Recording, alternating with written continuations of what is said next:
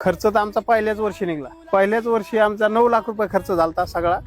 8.5 लाख रुपयाचं आमचं उत्पन्न झालं पहिल्याच वर्षी पहिल्याच पिकाला. वा, आता हे तिसरं वर्ष आहे. तर ज्यावेळेस आम्ही झाड घेतले त्यावेळेस ते माणसं आम्हाला सांगत होते तुमचे हे 9 लाख रुपये पहिल्याच वर्षी पहिल्याच पिकाला निघणार. पण ते आम्हाला काहीतरी खोटं वाटायचं आणि आम्ही ते हसलो त्याला म्हणायचं हे एवढं शक्यच नाही. कसं होईल 9 लाख रुपयाचा माल आम्हाला आमच्या 15-20 एकर मध्ये होत नाही आणि ह्या 3 एकर मध्ये कसा होईल.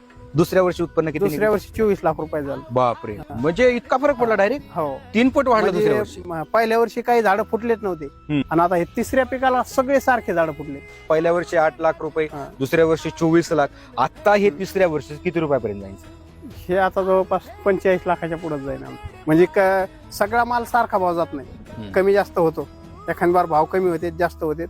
तर हे आपण हातावर जर विकला तर डबलच फरक पडतो. आता हे आमचा 200 रुपये किलोनी इथं जवळपास ह्या जे झाडात हे माल आहे ह्याच्यातला 70 ते 80% माल इथं ह्या रोडवरच 200 रुपये किलोनी. तुमची जमीन थोडी हलकी आणि मध्यम स्वरूपाची, तांबडी माती मला या ठिकाणी दिसते. तर साधारण जमिनीचा विचार केला तर आता महाराष्ट्रामध्ये आपल्याकडे प्रादेशिक विभागामध्ये वेगवेगळ्या प्रकारची मृदा आपल्याला आढळते. साधारण या झाडासाठी उपयुक्त जमीन कुठली असते?